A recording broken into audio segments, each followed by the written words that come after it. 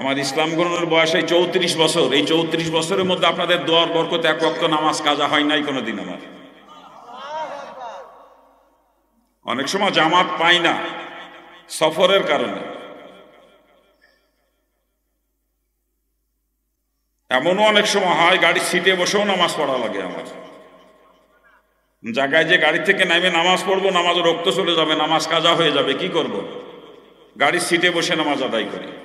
অজু নাই, জায়গায় যে গাড়ি থেকে নামে অজু করে নামাজ পড়বো, রক্ত থাকবে না, রক্ত চলে যাবে, নামাজ কাজা হয়ে যাবে।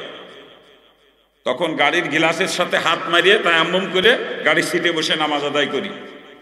তবু 34 বছর এক ওয়াক্ত নামাজ কাজা করি নাই কোনোদিন।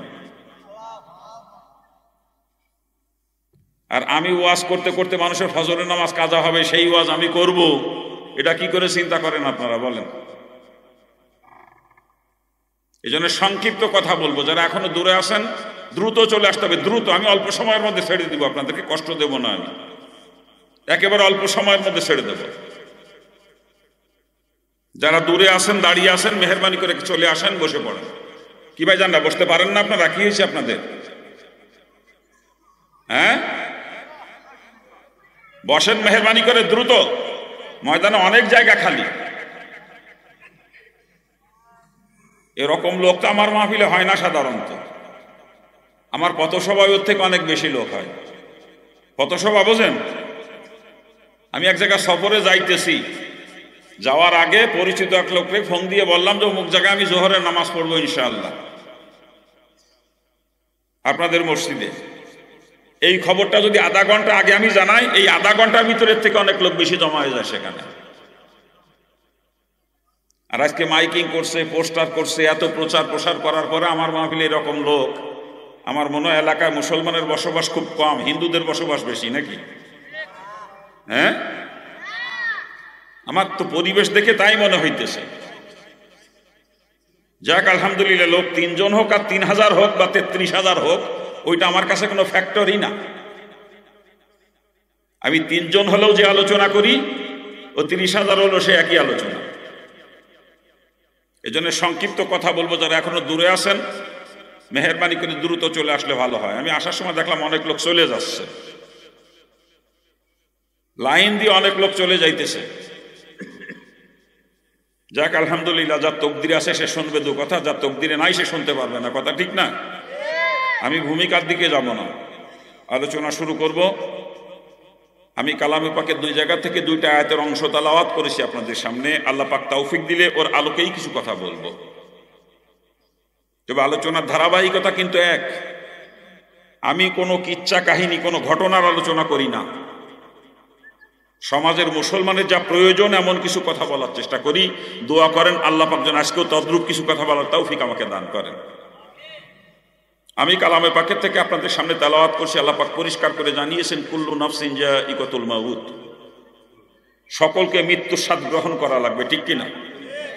মরা যে লাগবে কোনো সন্দেহ আছে এতে? কোরআনে পাকের 6666 আয়াত, এর ভিতরে কেউ যদি 6665 আয়াতকে অস্বীকার করে, এই এক টুকরা আয়াত অস্বীকার করার ক্ষমতা দুনিয়ার কারো নাই, ঠিক না? একজন নাস্তিকের বাচ্চা নাস্তিক, আমার আল্লাহকে আল্লাহ বলে স্বীকার করে না, আমার রসুলকে নবী বলে মানে না, দিন মানে না, ধর্ম মানে না, কোরআনে কারীম বিশ্বাস করে না, ওই নাস্তিককে জিজ্ঞেস করেন মরা লাগবে কিনা, কি জবাব দিবে? মরতে যা হবে এতে কোনো সন্দেহ নাই, মরা যখন লাগবেই। মৃত্যুর হাত থেকে যেহেতু কোনো নিস্তার নাই, আমার আল্লাহ ডাক দেয়া কইলা তামুতুন্না ইল্লা ওয়া আনতুম মুসলিমুন, যতক্ষণ তুমি মুসলমান না হও ততক্ষণ পর্যন্ত মৃত্যুবরণ করো না। কে বললেন? কি বললেন? কেন বললেন? কারণ জান্নাতে যাবে একমাত্র মুসলমান, আর কেউ কিন্তু জান্নাতে যাবে না। আমার আল্লাহ জান্নাত তৈরি করেছে শুধু মুসলমানের জন্য, আর কারো জন্য নয়। এখানে আর কারো কোনো অধিকার নাই, এটা ওটা একটা একমাত্র মুসলমানের সম্পদ, ঠিক কিনা? জোরে বলেন ঠিক কিনা? আর মুসলমান না হয়ে মরলে কিন্তু খবর আছে, মুসলমান না হয়ে মরলে খবর আছে, জাহান্নামে যাওয়া লাগবে। শুধু এই কারণে আল্লাহ পাক মুসলমান না হয়ে মরতে নিষেধ করে দিয়েছেন, ঠিক কিনা? জোরে বলেন।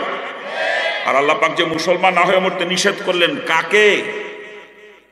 হরিপদ হরে কেষ্টরে কয় নাই। আমি আপনি আব্দুর রহিম, আব্দুল খালেক, আব্দুল জব্বার যারা ঈমান আনছি আমরা, আমাদেরকে ডাক দেয়া পাক বলতেছেন ইয়া আইয়ুহাল্লাযীনা আমানু, হে ঈমানদারের গোষ্ঠী, ইত্তাকুল্লাহ, আমি আল্লাহকে ভয় করো, হাক্কা তুকাতিহি, ঠিক যেরকম ভয় করা দরকার। এরপরেই বলতেছেন ওয়ালা তামুতুন্না ইল্লা ওয়া আনতুম মুসলিমুন, যতক্ষণ তুমি মুসলমান না হও ততক্ষণ পর্যন্ত মৃত্যুবরণ করো না। আল্লাহ পাক কাকে মুসলমান না হয়ে মরতে নিষেধ করেছেন? ঈমানদারকে। এই কথার দ্বারা আমার বুঝে এতটুকু আসছে যে ঈমানদার আর মুসলমানের মাঝে মনে হয় কিছু পার্থক্য আছে।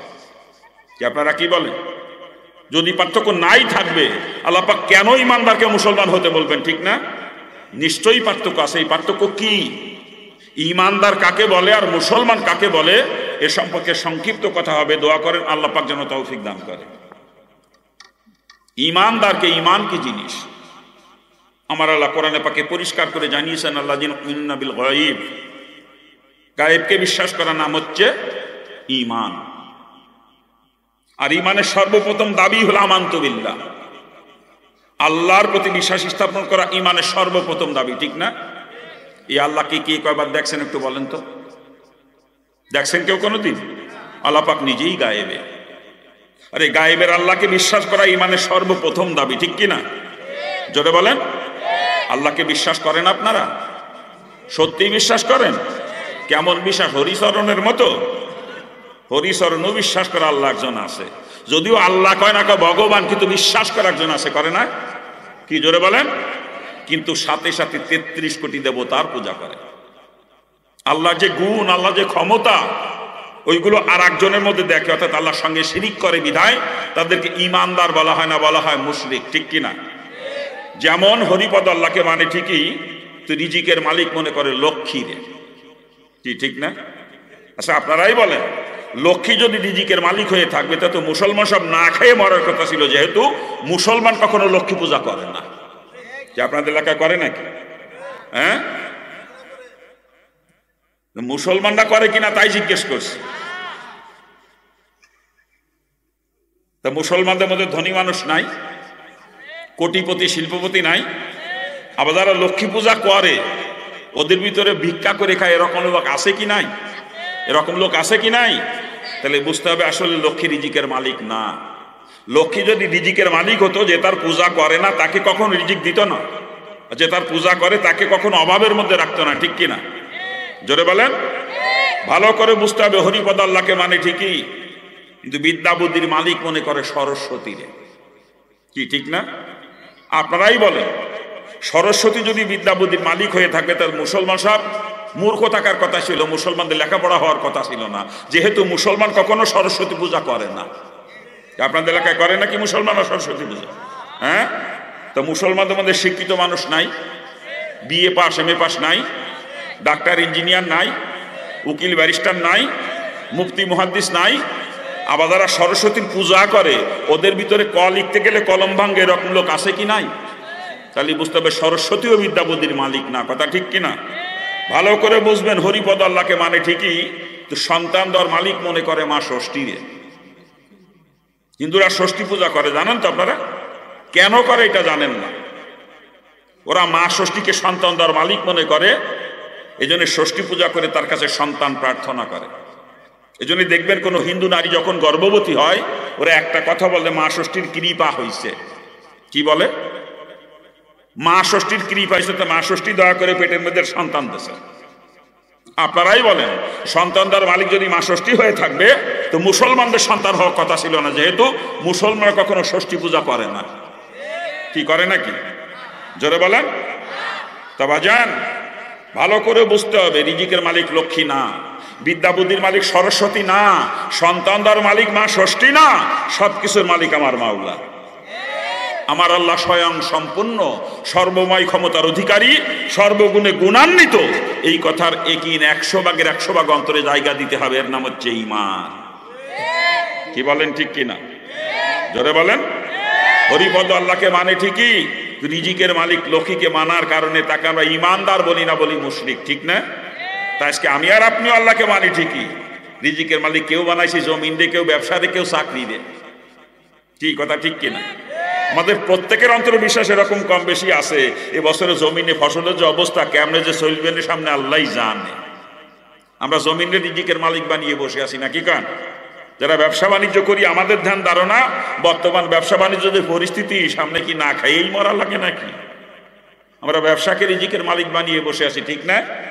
যারা চাকরি করি আমাদের ধ্যান ধারণা এরকম, কোনো কায়দায় চাকরি যদি চলে যায় গোষ্ঠী শুদ্ধ না খেয়ে মরা লাগবে না।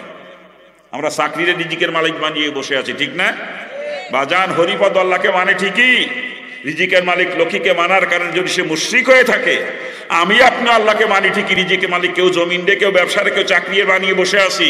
ওই হরিপদের মধ্যে আমার মধ্যে কোনো পার্থক্য নাই। হরিপদ মুশরিক হয়ে থাকে, আমি আপনিও মুশরিক। কি কথা বলেন ঠিক কিনা? জোরে বলেন। এই যে গাইরুল আলিকিন অন্তরের মধ্যে আমার আল্লাহ স্বয়ং সম্পূর্ণ, কোন মাকলুকের মুখাপেক্ষী নন। আমার আল্লাহ হরিপদর ভগবানের মতো না যে রিজিকের ব্যাপারে লক্ষ্মীর সাহায্য নিতে হবে। আমার আল্লাহ রিজিকের ব্যাপারে জমিনের মুখাপেক্ষী না, ব্যবসার মুখাপেক্ষী না, চাকরির মুখাপেক্ষী না। আল্লাহ আসমান থেকে গায়েব থেকে রিজিকের ব্যবস্থা করেন। কি কথা ঠিক কিনা? মুসা আলাইহিস সালাম কওমকে আল্লাহ পাক 40 বছর আসমান থেকে খাওয়াইছে, 40 বছর, জমিন ছাড়া, ব্যবসা ছাড়া, চাকরি ছাড়া। আমাদেরকে আল্লাহ পারে না নাকি? আমাদেরকে আল্লাহ পারে না খাওয়াইতে? হ্যাঁ, মুসা আলাইহিস সালামের কওমের দাম কি বেশি আল্লাহ পাকের কাছে, না মুহাম্মদ সাল্লাল্লাহু আলাইহি ওয়াসাল্লামের কওমের দাম বেশি? ওদেরকে আল্লাহ 40 বছর আসমান থেকে খাওয়াইছে, আমাদেরকে পারে না। কিন্তু আমাদের সেই ইয়াকিন আল্লাহ পাকের জাতের উপরে নাই, আমাদের কি আসবাবের প্রতি। এই জন্য আল্লাহ পাক আসবাবের মাধ্যমে রিজিক দিচ্ছেন। বান্দাবান্দি আল্লাহ পাকের প্রতি যেরকম ধারণা পোষণ করে, আল্লাহ পাক বান্দাবান্দির সঙ্গে সেই রকম মুআমালা করে। আমাদের কিনা আসবাবের প্রতি যেন আল্লাহ পাক আসবাবের মাধ্যমে আমাদেরকে রিজিক দিচ্ছেন। যদি আল্লাহ পাকের জাতের উপরে কিন্তু একটা কসম খোদার, বিনা আসবাবে, বিনা জমিনে, বিনা ব্যবসায়, বিনা চাকরিতে রিজিক পাইতাম আমরা। কি কথা ঠিক কিনা? জোরে বলেন ঠিক কিনা? আর এই যে গায়রুল্লাহর প্রতি যে ইয়াকিন আমাদের অন্তরে, এগুলো কিন্তু বড় শিরক। এই অবস্থায় মরিয়ে দেখেন না একবার, একটা ডাইরেক্ট জাহান্নামী, ডাইরেক্ট। আপনি হাজী সাহেব হন, তবলিগের মুবাল্লিগ হন, চরমুনার মুরিদ হন, আর মুফতি মুহাদ্দিস হন, এই যে গায়রুল্লাহর প্রতি যে ইয়াকিন আপনার অন্তরে, এই অবস্থায় মারা গেলে আপনি জাহান্নামী, আপনি জাহান্নামী, আপনি জাহান্নামী। আমার আল্লাহ সব গুনাহ মাফ করবে, শিরক কখনো মাফ করবে না। কি বলেন ঠিক কিনা? যারা পরিমাণ শিরক অন্তরে যদি মারা যান, আপনি জাহান্নামী। শিরিক মুক্ত ঈমান নিয়ে আল্লাহ পাকের দরবারে হাজির হওয়া লাগবে। শিরিক মুক্ত ঈমান নিয়ে যারা পরিমাণ শিরিক অন্তরের মধ্যে থাকলে আপনার ঈমান আল্লাহ পাকের দরবারে গ্রহণযোগ্য নয়, মনে রেখে দিয়ে। যিনি গায়রুল আলিকিন অন্তর থেকে বের করেন, আরে আপনি একজন মানুষ, কতটুকু খাবার খান প্রতিদিন? আর একটা পূর্ণবয়স্ক হাতি প্রতিদিন কমপক্ষে 7.5 মণ খাবার খায়, প্রতিদিন কমপক্ষে 7.5 মণ। ওই হাতিরা কয় বিঘে জমিতে কলা গাছের চাষ করে? হ্যাঁ, একটা হাতি না খেয়ে মরছে দেখছেন কোনোদিন? হাতিরা ক্ষুধার যন্ত্রের রাস্তা ভুকা মিছিল নিয়ে বেরোইছিল, পাইছেন কোনোদিন? হ্যাঁ, হাতিদেরকে খাওয়াই কে? হাতিদেরকে খাওয়াই কে? আরে হাতি তো ছোট প্রাণী। সমুদ্রে এমন এমন প্রাণী আছে যার এক একটা প্রাণী প্রতিদিন টনকে টন খাবার খায়। ওরকম প্রাণী একটা দুইটা না, সমুদ্রে লক্ষ লক্ষ প্রাণীর বসবাস, ঠিক কিনা? যার এক একটা প্রাণী প্রতিদিন টনকে টন খাবার খায়। আচ্ছা বলেন তো, ওই সমুদ্রের প্রাণীগুলোর কয় বিঘে জমিতে ইরি ধানের চাষ হয়? আমার কথা জবাব দিয়েন, নাকি বোঝেন না আমার কথা? হ্যাঁ, ওই সমুদ্রের প্রাণীদের কয় বিঘে জমিতে ইরি ধানের চাষ হয়? একটু না, একটুও না। অর্থাৎ তোরা কৃষিকাজ করে না নাকি? হ্যাঁ, আশ্চর্য। তাহলে মানে ওদের বাজারে দোকান আছে, দুই সাইডে ব্যবসা ট্যাবসা করে নাকি? করে কিসের দোকান ওদের? আপনাদের বাজারে ওদের দোকান আছে না? সমুদ্রের প্রাণীগুলোর দোকান আছে না? ওরা ব্যবসাও করে না? তাহলে তো মনে হয় চাকরি করে নিশ্চয়ই, নাকি? করে নাহলে ওদের চলবে কি করে? এই যে টনকে টন খাবার খায় প্রতিদিন এক একটা প্রাণী, ওরা চাকরি কৃষিকাজ করে না, ব্যবসা করে না, চাকরিও করে না। ওদেরকে খাওয়াই কে? ওদেরকে খাওয়াই কে? আরে বিআক্কেল মুসলমান, আল্লাহ পাক হায়ান জানোয়ারকে, নিকৃষ্ট প্রাণীকে জমিন ছাড়া, ব্যবসা ছাড়া, চাকরি ছাড়া খাওয়াইতে পারে। আমি আল্লাহ সর্বশ্রেষ্ঠ সৃষ্টি মানুষ, আল্লাহ আমাকে পারে না খাওয়াইতে? এই আল্লাহ পারে না আমাকে? এই ইয়াকিন নিয়ে খালি মরে দেখেন না, জমিন থেকে ফসল আসতেছে ওইটা দিয়েই সংসার চলতেছে, ব্যবসা করি লাভ হইতেছে ওইটা দিয়েই সংসার চলতেছে, চাকরি করি বেতন পাইতেছে ওইটা দিয়ে চলতেছে। এই ইয়াকিন নিয়ে খালি মরে দেখেন, একেবারে ডাইরেক্ট জাহান্নামে। ডাইরেক্ট। কোন নবী রাসূলের ক্ষমতা নাই আপনাকে জাহান্নাম থেকে বাঁচাবে, মনে রেখে দিয়ে। অন্তর থেকে শিরক বের করেন, আল্লাহ পাকের জাত এবং সিফাতের কিন 100% অন্তরে জায়গা দেন। আমার আল্লাহ স্বয়ং সম্পূর্ণ। আমার রিজিকের ব্যাপারে আল্লাহ পাক জমিনের মুখাপেক্ষী না, ব্যবসার মুখাপেক্ষী না, চাকরির মুখাপেক্ষী না। কথা ঠিক কিনা? যারা বলেন ঠিক কিনা? লম্বা চওড়া দাবি করেন মুসলমান বলে, ইমানই তো নাই, ইমানই তো নাই। মুসলমান তো অনেক পরের কথা। ইমানদার কেলা মুসলমান না হয়ে মরতে নিষেধ করেছে। ইমানদারকে হরিভদরে কেষ্টরে কয় নাই। আমার তো ইমানই নাই, আমি লম্বা চওড়া দাবি করি মুসলমান বলে। আল্লাহ পাক আমাদেরকে হেফাজত করে। কি আপনি টাকা নেন কে?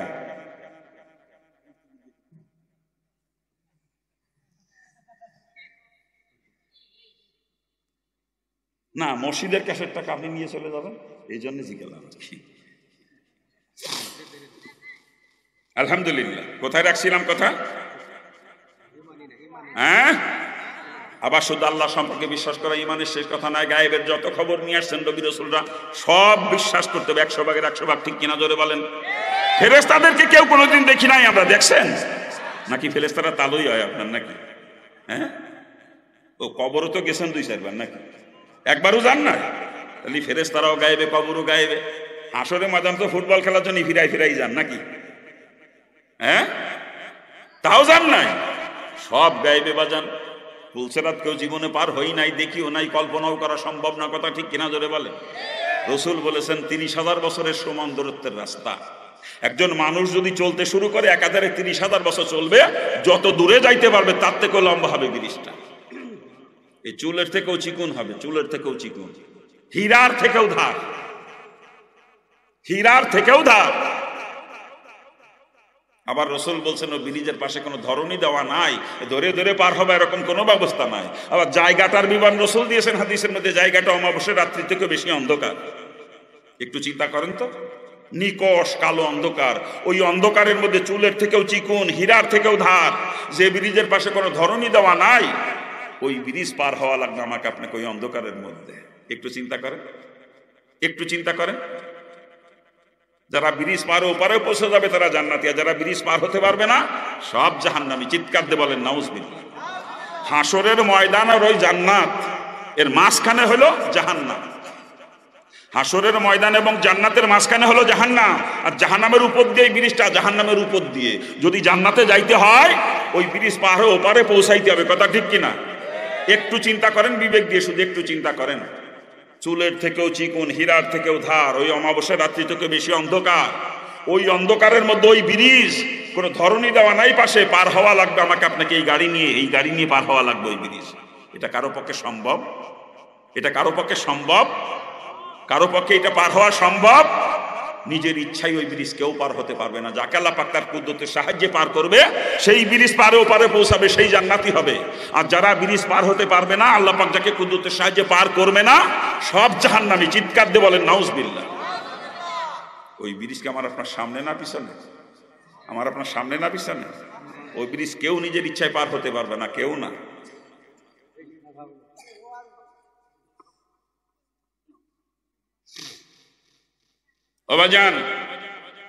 আল্লাহ পাক যাকে কুদরতের সাহায্যে পার করবে সেই ব্রিজ পারে ওপারে পৌঁছাবে, সেই জান্নাতি হবে।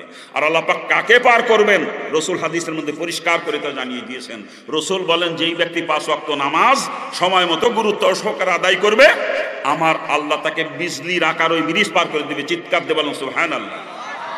বিজলির আকারে। রসুল হাদিসের মধ্যে বিজলি শব্দটাই ব্যবহার করেছেন যাতে মানুষের বুঝতে সহজ হয়।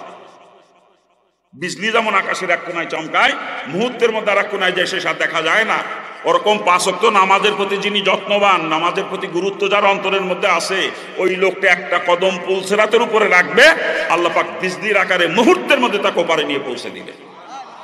আর যেই ব্যক্তি নামাজের প্রতি যত্নবান না, নামাজের গুরুত্ব যার অন্তরের মধ্যে নাই, আমার আল্লাহ তাকে ওই ব্রিজ পার করবে না, সে জাহান্নামী হয়ে যাবে। ওই ব্রিজ পার হওয়ার একমাত্র হাতিয়ার হলো 5 ওয়াক্ত নামাজ, বিকল্প আর কোনো পদ্ধতি নাই। কথা ঠিক কিনা? জোরে বলেন ঠিক কিনা?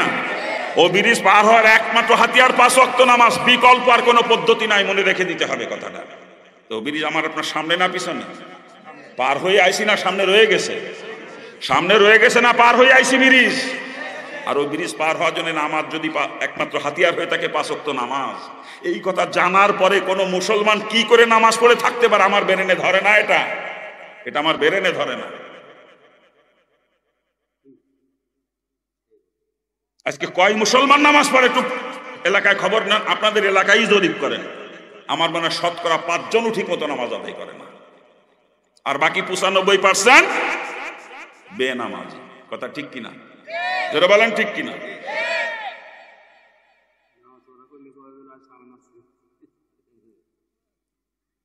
অধিকাংশ মুসলমান বেনামাজি, শতকরা 95%। কথা ঠিক না ভুল বলতেছি? জোরে বলেন।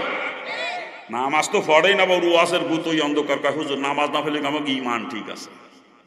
কি কয় না এরকম? কি মুরব্বী কয় না কি এরকম? কয় নামাজ না ফেলে আমাকে ইমান ঠিক আছে। কে বিয়াক্কেল তোর ইমান কেমনি ঠিক থাকে রে? রসুলের পরিষ্কার হাদিস, মাল ফারকু বাইনাল আবদি ওয়াল কুফরি তারকুস সালাহ। রসুল বলেন মুসলমান এবং কাফেরের মধ্যে একমাত্র পার্থক্য হলো নামাজ। বুখারী মুসলিমের হাদিস।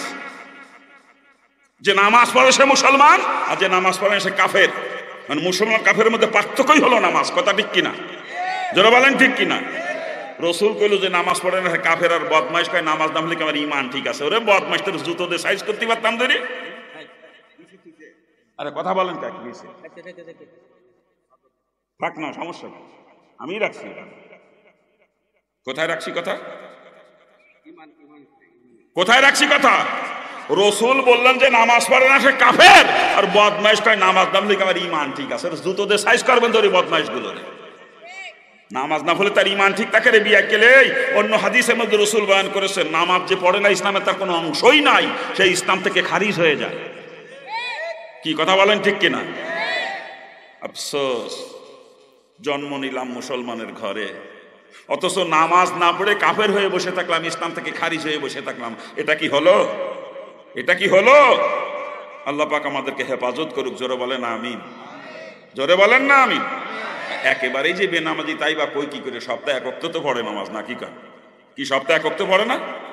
আপনার এলাকা আছে না কিরকম? ওই দেখবেন শুক্রবার জুম্মার টাইমে মসজিদে জায়গা হয় না, মসজিদে জায়গা হয় না, মসজিদের সামনে রাস্তার উপরে চট বিছিয়ে দিয়ে নামাজ পড়ে মুসল্লিরা। কথা ঠিক না? জম্মের মুসল্লি, একটা জম্মের মুসল্লি। মসজিদে জায়গা না পাইয়া রাস্তার উপরে নামাজ আদায় করে, এমন মুসল্লির মুসল্লি। কিন্তু এই শুক্রবারের দিন আসরের টাইমে মসজিদে যায় দেখেন কি হইল, বন্ধ হয়ে গেছে। তো কথা কমু কেমনে? কোথায় রাখছি কথা? হ্যাঁ,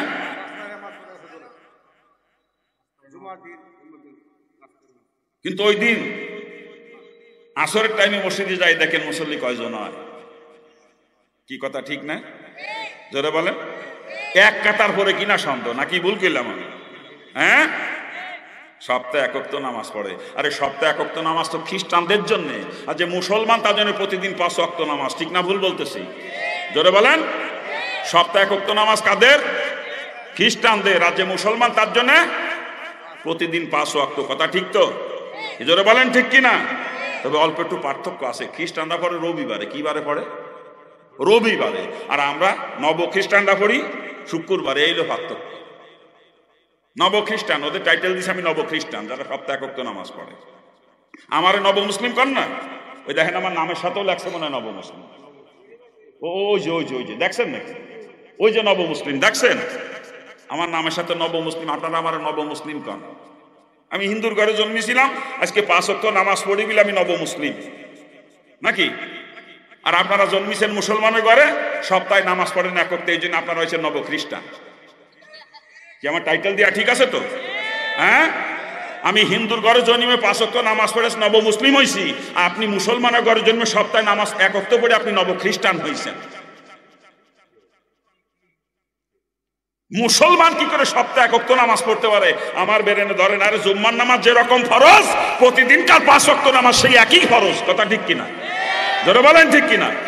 বরং জুম্মার দিন জুম্মার নামাজ মাত্র 2 রাকাত ফরজ, 2 রাকাত। আর অন্য নামাজে 4 রাকাত পর্যন্ত ফরজ আছে। নাকি ভুল করলাম? হ্যাঁ, কি জোরে কান? গুরুত্ব জুম্মার নামাজেরও যতটুক, প্রতিদিনকার 5 ওয়াক্ত নামাজের গুরুত্বও ঠিক ততটুক, একটুও কম বেশি না। কথা ঠিক কিনা? জোরে বলেন ঠিক কিনা? এই নব খ্রিস্টানের গোষ্ঠী শুক্রবারে খালি জুম্মার নামাজটা পড়ে, ওগুলো নব খ্রিস্টান, ওদেরকে মুসলমান বললে গুনাহ হবে। কিন্তু মুসলমান যে প্রতিদিন 5 ওয়াক্ত নামাজ পড়ে সেই হচ্ছে মুসলমান। কি কথা ঠিক কিনা? জোরে বলেন ঠিক কিনা? খারাপ লাগতেছে মনে হয় নাকি? খারাপ লাগে মনে হয়? ভালো লাগা ওয়াজ আমি জীবনে করিওনি, কোনোদিন করবও না, নিয়ত করছি মুসলমানের কাজে লাগা ওয়াজ করবো ইনশাআল্লাহ। কি কথা ঠিক আছে না? আমি তো একটা কথা বলি যে বাজান আমি কিন্তু বক্তা না, আমি ডাক্তার। আজকে তো ভূমিকায় যাই নাই, আমি আগেই বলে নিতাম কথাগুলো, আগেই বলে নিতাম, যেহেতু ভূমিকায় যাই নাই তাই বলা হয় না। আমি কিন্তু বক্তা না, আমি ডাক্তার। বক্তারা করে বয়ান, আমি করি চিকিৎসা। বক্তারা করে ওয়াজ, আমি করি ওয়াজ। বোঝেন? হ্যাঁ, আজকে সমাজের অধিকাংশ মুসলমান বেনামাজি। সপ্তাহে 1 ওয়াক্ত নামাজ পড়ে, আল্লাহ পাক মাফ করুক। আমরা মুসলমান না খ্রিস্টান? আমরা মুসলমান না খ্রিস্টান? নামাজ কি সপ্তাহে 1 ওয়াক্ত পড়বো না প্রতিদিন 5 ওয়াক্ত পড়বো? কোনটা? নামাজ সপ্তাহে 1 ওয়াক্ত পড়বো না প্রতিদিন 5 ওয়াক্ত পড়বো? কোনটা? এতদিন ঠিক মতো নামাজ পড়ি নাই, বড় জুলুম করছি, নিজের উপরেই অন্যায় করছি। একটু তওবা করতে হবে, আল্লাহ পাকের কাছে মাপ চাইতে রাজি আছেন? মাপ চাইলে আল্লাহ পাক মাফ করে দিবে। আল্লাহ আশার বাণী শোনাইছে কোরআনে পাকে, লা তাকনাতু মির রাহমাতিল্লাহ, বান্দা আমার রহমত থেকে নৈরাশ হোস না। এতদিন নামাজ ঠিক মতো পড়িস নাই, তওবা করে নামাজি হয়ে যা, আমি তোর অতীতের গুনাহ মাফ করে আমার রহমতের কোলে তোকে তুলে নেব। আমরা পারি না তওবা করতে? আমি একজন মুসলমান, আমি খ্রিস্টান নই। অতএব সপ্তাহে 1 ওয়াক্ত নামাজ আর নয়, এখন থেকে মউত পর্যন্ত প্রতিদিন 5 ওয়াক্ত নামাজ আদায় করবো ইনশাআল্লাহ। নিয়ত করতে পারেন? কারা কারা নিয়ত করতে পারেন হাত তোলেন তো আমি দেখি। কারা কারা নিয়ত করেন হাত তোলেন আমি দেখি। অনেকে এখনো হাত তোলে নাই। হ্যাঁ, অনেকে এখনো হাত তোলে নাই, মাঝে মাঝে দেখেন, খেয়াল করে। আল্লাহ পাক সকলকে কবুল করুক। জোরে বলেন আমিন। আরে জোরে বলেন না আমিন। একটু তওবা করে চোখের পানি ফেলে আমার মাবুদের কাছে মাপ চাওয়া লাগবে। যদি বান্দা বান্দি মাবুদের কাছে মাপ চাইতে পারে, মাপ চাওয়ার মতো চাইতে পারেন, আল্লাহ পাক অতীত জীবনের সমস্ত গুনাহ খাতা মাফ করে দিবে। ঠিক কিনা? জোরে বলেন। আমার আল্লাহ কোরআনে পাকে পরিষ্কার করে জানিয়েছে, লা তাকনাতু মির রাহমাতিল্লাহ, বান্দা আমার রহমত থেকে নৈরাশ হয়ো না। এতদিন তুমি ঠিক মতো নামাজ কালাম পড়ো নাই, তওবা করে নামাজি হয়ে যাওয়ার সময় সুযোগ পাইলে অতীতের কাজা নামাজগুলো আদায় করে দেওয়ার চেষ্টা করতে হবে। ঠিক কিনা? জোরে বলেন। একটু চোখের পানি ফেলে যদি আমার মাবুদের কাছে মাপ চাইতে পারেন, চোখ থেকে 1 ফোঁটা পানি গড়ায় নাকের আগায় আসার আগেই আল্লাহ তাআলা আমাকে আপনাকে মাফ করে দিবে। চিৎকার দিয়ে বলেন সুবহানাল্লাহ। আল্লাহ পাক বান্দা বান্দিকে মাফ করতে চান, মাফ করতে চান। কারণ কি জানেন? আল্লাহ পাক বান্দা বান্দি যখন সৃষ্টি করেছিলেন, মানুষ যখন সৃষ্টি করেছিলেন, ফেরেশতাদের কাছে জানাইছিলেন তার অভিপ্রায়, জানাইছিলেন যে আমি মানুষ সৃষ্টি করতে চাই। ফেরেশতারা সঙ্গে সঙ্গে এটার বিরোধিতা করেছিল। না আল্লাহ, তোমার ইবাদত বন্দেগী আমরাই তো করতেছি, ওই মানুষ বানাবা, মানুষরা দুনিয়ায় পাঠাবা, ওরা দুনিয়ায় যে মারামারি কাটাকাটি করবে, মানুষ সৃষ্টি করার কোনো প্রয়োজন নাই, আমরাই তো তোমার ইবাদত করতেছি। আল্লাহ পাক তখন বলছিলেন, আমি যা জানি তোমরা তা জানো না। কি বলছিলেন? আমি যা জানি তোমরা তা জানো না। আল্লাহ পাক ফেরেশতাদের বিরোধিতা করা সত্ত্বেও আমাকে আপনাকে বানিয়েছেন।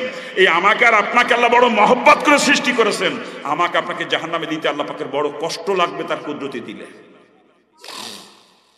আল্লাহ পাকের কুদরতি দিলে কষ্ট লাগবে মানুষকে জাহান্নামে দিতে। এই জন্য মানুষকে কি করে মাফ করে দেওয়া যায়, আল্লাহ পাক শুধু বাহানা খুঁজবেন কেমনে একজন মানুষকে মাফ করে জাহান্নাম থেকে জান্নাতে দেওয়া যায়, শুধু বাহানা খুঁজবেন।